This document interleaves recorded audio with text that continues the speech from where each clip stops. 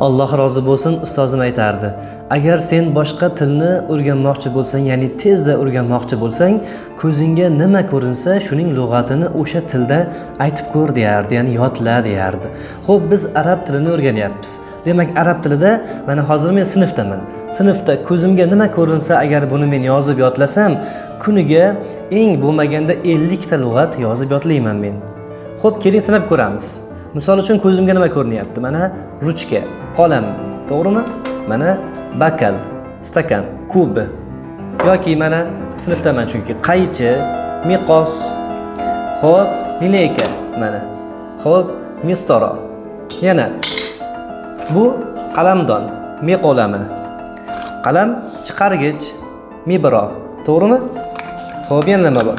Juda ko'p narsa ko'rinadi.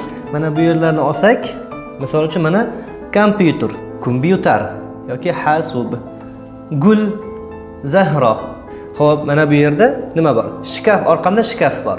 Shkaf bu xizana deyiladi. Kitoblar, kutub, daftarlar, dafatir, devor, jidar. Mana bu yerda doska bor.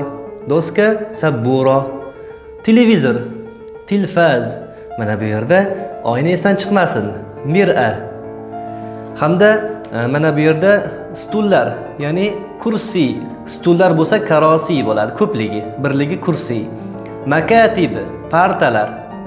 Deraza bor mana bu yerda, ya'ni fortichka deymizmi?